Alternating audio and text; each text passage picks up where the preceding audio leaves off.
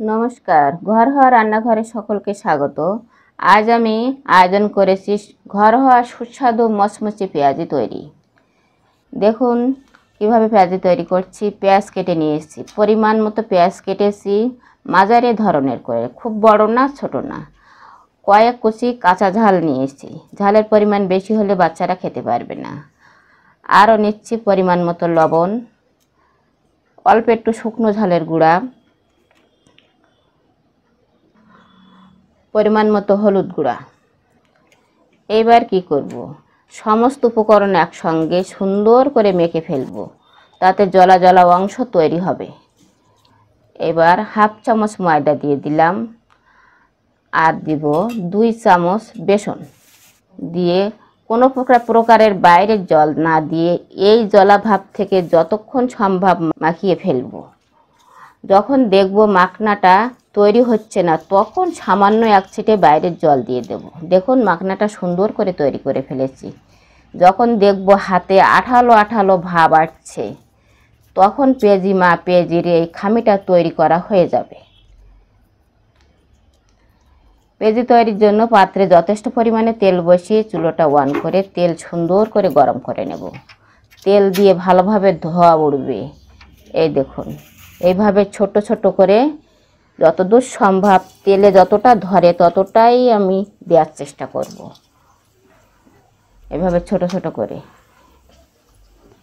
খুব তাড়াতাড়ি দিয়ে দেব। আস্তে আস্তে দিলে প্রথমগুলো লালচে হয়ে যাবে, তাই খুব তাড়াতাড়ি দিয়ে ফেলব। যখন দেয়া শেষ হয়ে যাবে তখন চুলোটা একেবারে বন্ধ না করে সামান্য একটু আঁচ রাখবো। আমার এই ছোট চ্যানেলটি সবাই আশীর্বাদ করুন। এছাড়া আমাদের চ্যানেলে শীতকালীন যত প্রকারের সবজি আছে, সমস্ত সবজি নানাভাবে রান্না তৈরি আছে। আরও আছে শীতকালীন পিঠা পায়েস তৈরি। এই দেখুন আঁচটা কেমন রেখেছি। এইবার ছাঁকনি দিয়ে আস্তে আস্তে নাড়াবো, কিংবা খুন্তি দিয়েও নাড়ানো যায়। এপিট ওপিট করে 4-5 মিনিট ধরে সুন্দর লালচে লালচে কালার করে ভেজে ফেলবো। একটা উঠিয়ে দেখব ভিতরে কাঁচা থাকছে কিনা, দেখে তারপরে এগুলো শেষ করব। শীতকালীন ভাজাভুজি খেতে সবাই ভালোবাসে, তাই বাইরের খাবার না কিনে খেয়ে নিজেরা বাচ্চাদের জন্য এইভাবে পেঁয়াজি তৈরি করুন। আরও অনেক প্রকারের ভাজা আমাদের চ্যানেলে তৈরি আছে। এইভাবে নিজেরা স্বাস্থ্যসম্মত খাবার তৈরি করে বিনোদনের সঙ্গে করে নিন না।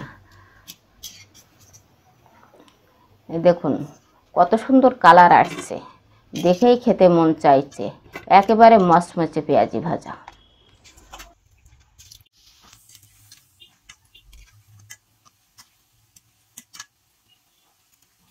পরবর্তী পেঁয়াজিগুলো ঠিক এইভাবেই তৈরি করব। আপনারা যদি কোনো পছন্দসম্মত রেসিপি দেখতে চান আমাকে কমেন্টে জানান, এবং আপনি কোথা থেকে দেখছেন সেটাও জানান। আগামী ভিডিও তৈরি করার সময় আমি আপনার নামটা বলবো। সবাই ভালো থাকুন, সুস্থ থাকুন। আমার রেসিপি দেখবার আমন্ত্রণ রইল।